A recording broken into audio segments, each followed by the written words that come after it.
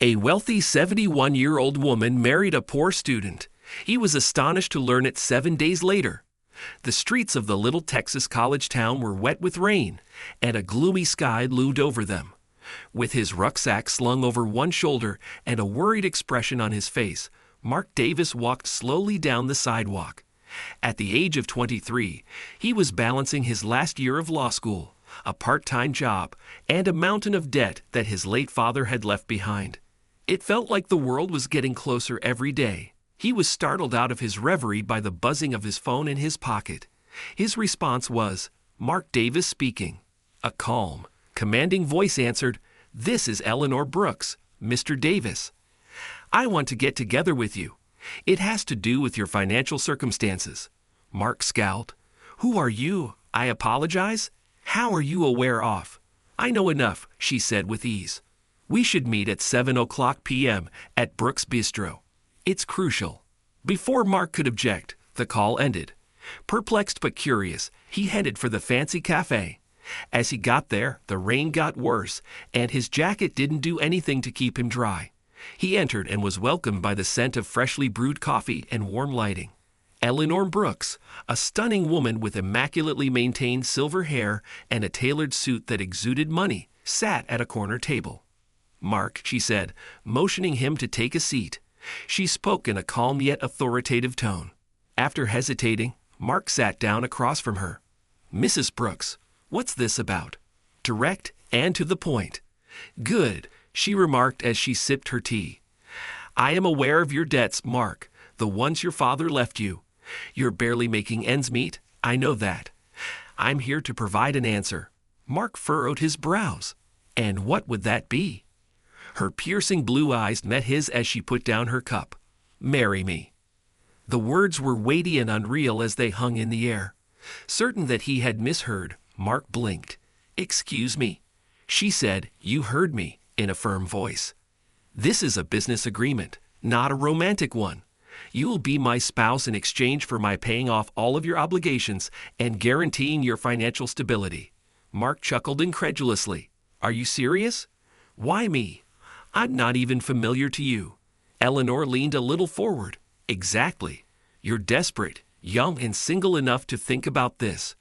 "Mark, I don't need love. I need a friend, someone with whom I can share my name, my property, and nothing else. Consider it a contract." With his thoughts racing, Mark shook his head. "This is crazy. What do you stand to gain?"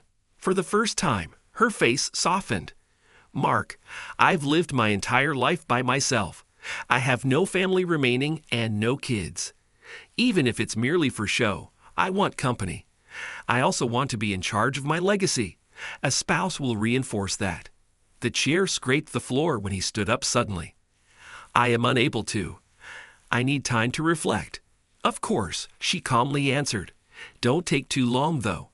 The deal is not valid indefinitely." The rain soaked through Mark's clothes as he wandered home in a fog.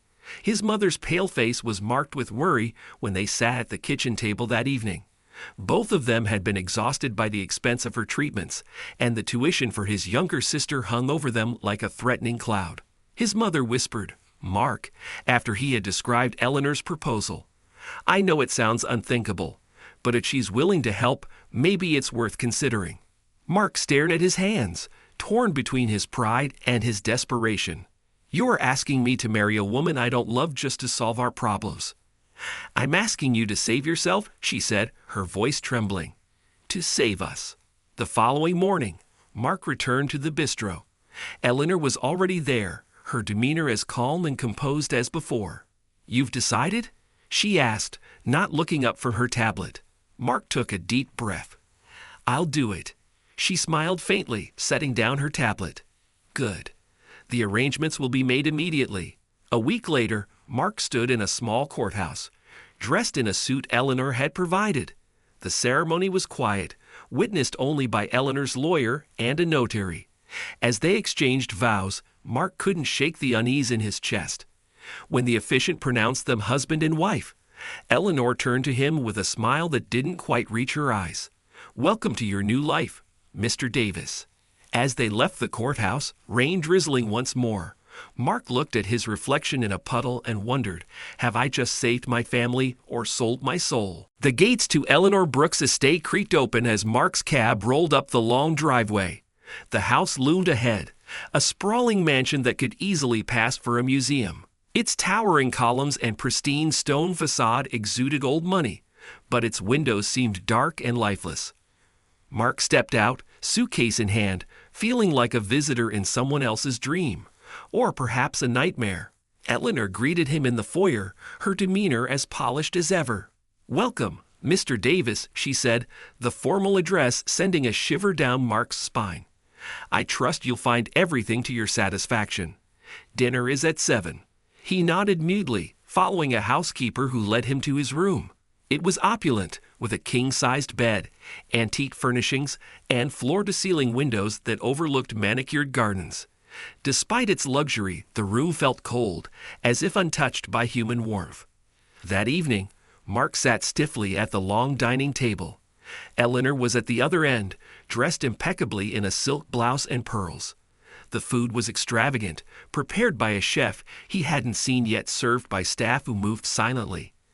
"I trust you're settling in," Eleanor said, cutting into her filet mignon with surgical precision. "It's different," Mark replied cautiously. "This place is huge. Feels like I'll get lost." Eleanor smirked. "You'll get used to it. Or you won't. Either way, you're here." Mark bristled at her bluntness. "You didn't mention much about your late husband before." Eleanor's knife paused mid-cut. She dabbed her mouth with a napkin before speaking. "He was a businessman, like your father. Their paths crossed once or twice." Her tone darkened. "But as you might imagine, not all encounters end well." Mark's pulse quickened. "What do you mean?" She looked at him, her eyes sharp. "Let's just say unfinished business has a way of lingering." She picked up her glass of wine. "But that's in the past. You'll soon understand why I chose you." Her cryptic words left Mark uneasy. After dinner, he wandered the halls of the estate. The house was eerily quiet, save for the faint creak of floorboards underfoot.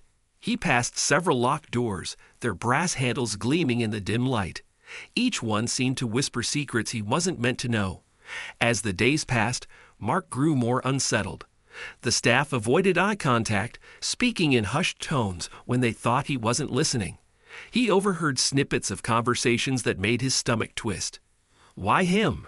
Does he even know? She never does anything without a reason. He'll figure it out eventually. They always do. One evening, while pacing the library, Mark noticed Eleanor's desk. Papers were strewn across its surface along with a small ornate key. It gleamed under the desk lamp, its intricate design catching his eye. His gaze darted around the room. No one was there. Heart pounding, he reached for it. The key was heavier than he expected, cool to the touch. Mark's mind raced. Could this be for one of the locked doors? He glanced toward the hallway, where shadows danced against the walls. His breath quickened as he slipped the key into his pocket. That night, lying in his luxurious but suffocating room, Mark turned the key over in his hands. A million questions swirled in his mind, but one loomed above all. What is Eleanor hiding?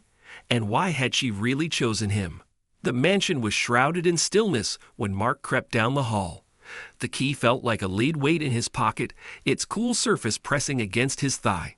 His pulse quickened as he approached the door he had noticed earlier, its ornate handle gleaming faintly in the moonlight streaming through the windows. Glancing over his shoulder, Mark turned the key in the lock. The soft click reverberated in the silence, sending a chill down his spine. Slowly, he pushed the door open. The room was a time capsule, frozen in another era. Dusty furniture and faded wallpaper surrounded him. Photographs in tarnished silver frames lined a table, their images capturing happier times. Eleanor as a young woman, a man who must have been her late husband, and another couple Mark didn't recognize. But it was the stack of papers on the desk that caught his attention. Mark flipped through them, his eyes widening. Legal documents detailed failed business deals between Eleanor's husband and Mark's father. A particular letter, written in sharp, slanted handwriting, accused Mark's father of fraud. "You ruined everything. My family was left with nothing because of your lies." His breath hitched when he noticed the last page, a marriage license. His name and Eleanor's stared back at him, stark against the paper. It was dated weeks before the wedding, far earlier than he'd known. On the desk lay an old leather-bound diary. Mark hesitated, then opened it. The entries were Eleanor's, revealing a calculated plan to trap Mark in a marriage that would fulfill her ultimate goal, to settle old scores. "I will take everything from him, just as his father did to me. He will be my pawn." Mark froze as the door creaked behind him. "Enjoying yourself?" Eleanor's voice was icy, cutting through the shadows like a blade. He spun around, guilt and fear writ large on his face. "Eleanor, You thought you'd find answers here." She stepped into the room, her silhouette sharp against the dim light from the hall. Curiosity killed the cat. "Mark, what do you think you're doing?" His voice was low but firm. "Why did you really marry me? Is this about my father? Is this some kind of revenge?" Eleanor's eyes hardened, her usual composed facade cracking. "It's not your place to ask questions, Mark. Just do what you're told, and you'll leave this marriage better off than you started. Isn't that enough for you?" Mark's fists clenched. "Enough? You've lied to me, manipulated me. This isn't a marriage, it's a trap." Eleanor's lips curled into a faint smile, one that didn't reach her eyes. "A trap, is it? Maybe you should have thought twice before signing those papers." She stepped closer, her tone venomous. "You may think you're smart, Mark, but you're just like your father, blind to the damage you cause until it's too late." Mark glared at her, the weight of his father's legacy crushing him anew. "If you hated him so much, why take it out on me? I had nothing to do with what he did to your family." Eleanor stared at him for a long moment, the silence stretching like a taut string. Finally, she turned on her heel. "You're in over your head, Mark. Stay out of matters that don't concern you." With that, she left the room, her footsteps fading down the hall. Later that night, Mark lay wide awake in bed, his mind racing. Eleanor's words haunted him, but so did the documents and diary. Why had she gone to such lengths to entangle him in her schemes? Was it really just about revenge? His thoughts were interrupted by the faint sound of Eleanor's voice. He slipped out of bed and crept toward her study, pressing his ear against the door. "Make sure the transfer is complete," Eleanor said, her tone sharp and commanding. "We can't let him back out now. Time is running out." Mark's blood ran cold. Whatever was happening, he was in deeper than he'd ever imagined. Mark sat alone in the grand library, his mind a whirlpool of fear and confusion. Eleanor's cryptic words and the damning contents of the locked room made it clear. He was in over his head. The once imposing estate now felt like a gilded prison, its luxurious trappings concealing dark secrets. That evening, Mark approached Mr. Harris, the estate's head butler, a man whose calm demeanor suggested he'd seen and heard more than he let on. "Mark," Mr. Harris said, regarding him with a steady gaze, his hands clasped behind his back. "Mr. Harris, I need your help. Something isn't right here." The older man nodded slowly. "I was wondering how long it would take before you came to me. You know something, don't you? About Eleanor? About all of this?"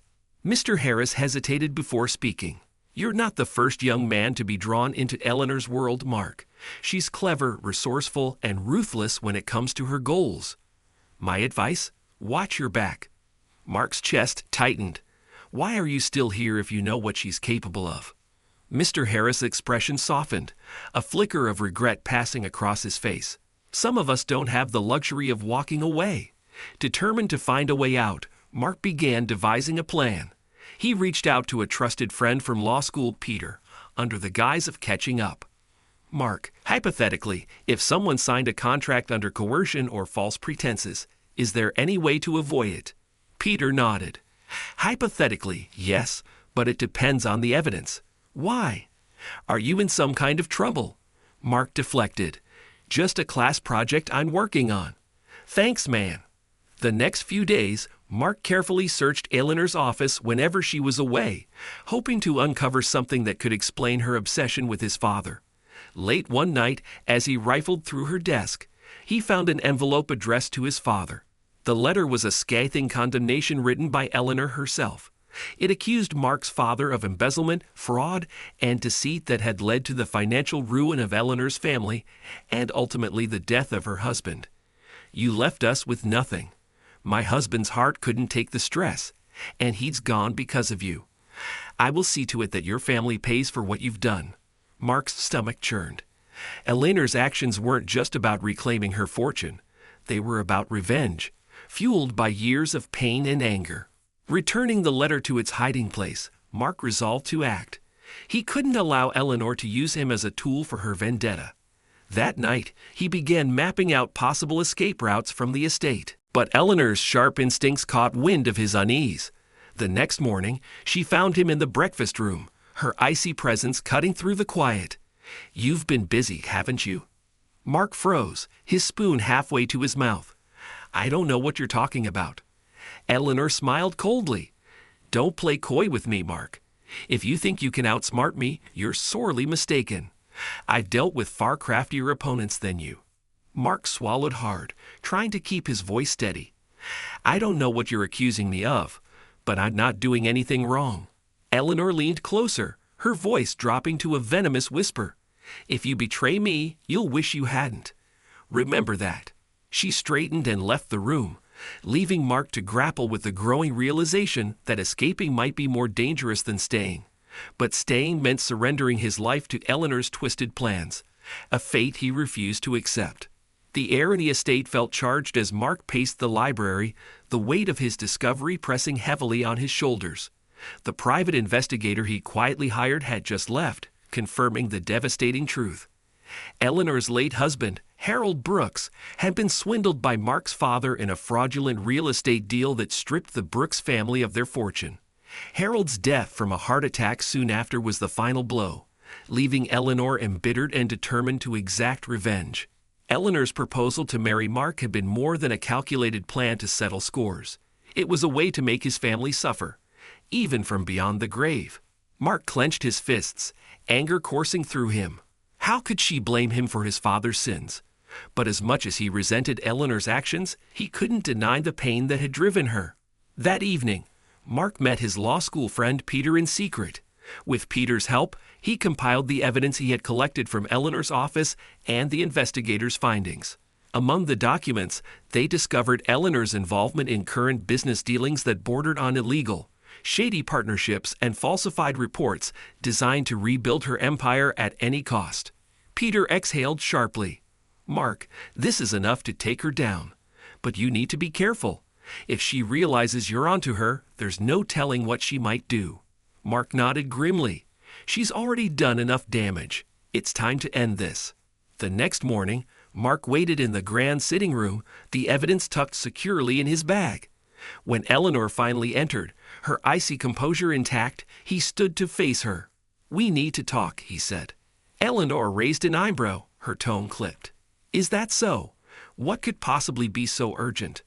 Mark's voice was firm as he pulled out the documents. "I know everything about my father, about Harold, about what you've been doing to rebuild your fortune." For the first time, Eleanor's calm exterior faltered. Her eyes flicked to the papers in Mark's hand. "You've been snooping again, haven't you?" she said. "Do you even understand what your father did to my family?" Mark stepped closer, his voice rising. "I understand that he wronged you, but what about the people you've hurt along the way? What about me? I didn't do anything to deserve this." Eleanor's jaw tightened. "And my family deserved to lose everything? My husband deserved to die of stress and heartbreak while your father lived comfortably? Don't talk to me about fairness, Mark." Mark's hands shook as he held up the evidence. "Revenge won't bring him back, Eleanor, and it won't undo what happened. You've spent your life consumed by this, hurting innocent people, ruining lives. When does it end?" Eleanor's shoulders sagged slightly, and for a fleeting moment, Mark thought he saw something close to regret in her eyes. Softly, she said, "You remind me of him, you know. Harold. That same fire, that same stubbornness. I didn't expect to feel anything for you, Mark, but here we are." Mark hesitated, caught off guard by her admission. "If you really feel that way, then stop this. Let it go before it's too late." Before Eleanor could respond, the sound of car tires crunching on gravel echoed through the estate. Moments later, uniformed police officers entered the room, followed by Peter. One officer stepped forward. "Eleanor Brooks, we have a warrant for your arrest. You're being charged with multiple counts of fraud and conspiracy." Eleanor's face hardened as she looked from the officers to Mark. "You called them." Mark met her gaze, his voice steady. "You left me no choice." As the officers led Eleanor away, she turned back to Mark one last time. "You may think you've won, Mark, but revenge isn't so easily undone.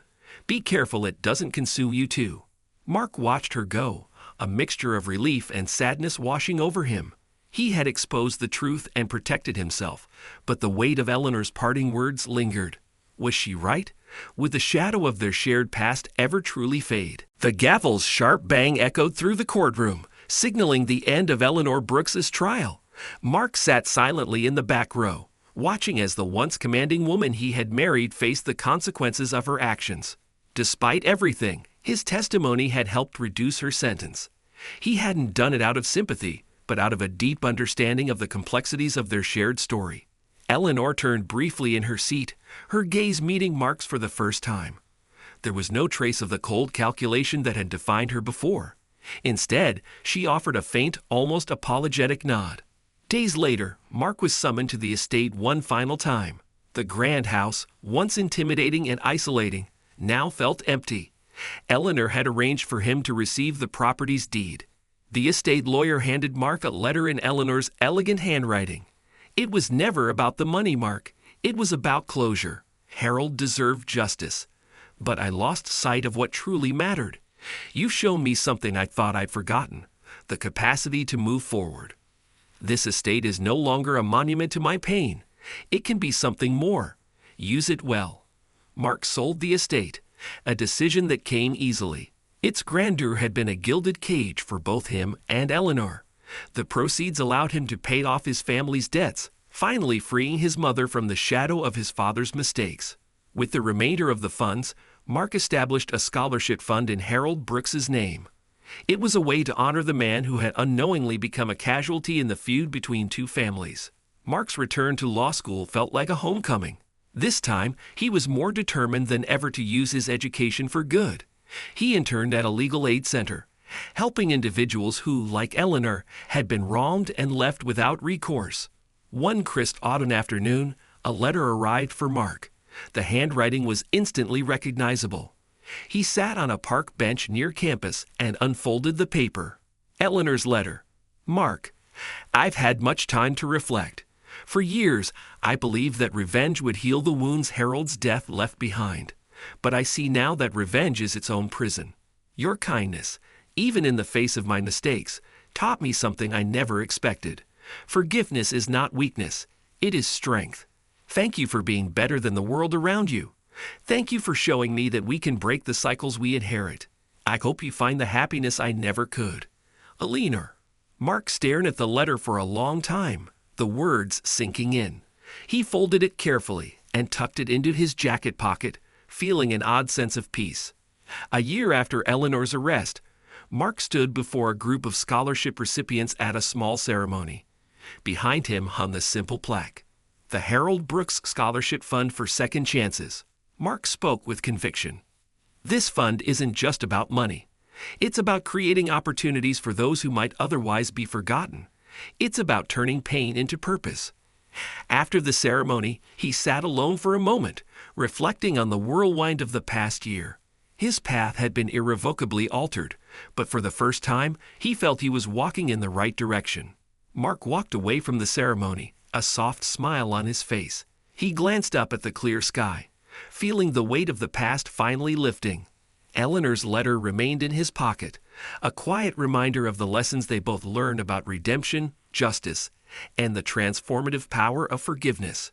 Thank you for joining us on this incredible journey of resilience, redemption, and forgiveness. Mark's story reminds us that even in the face of betrayal and hardship, the choices we make can lead us to healing and new beginnings. If this story touched your heart and left you inspired, don't forget to give it a thumbs up and share it with your friends and loved ones. Let's spread the message of hope and second chances far and wide. And if you haven't already, Subscribe to Soul Stirring Stories for more heartfelt tales that move your soul and remind us all of the power of compassion, forgiveness, and love. Thank you for watching, and we'll see you next time with another soul-stirring story. Until then, take care and remember to cherish the lessons life brings.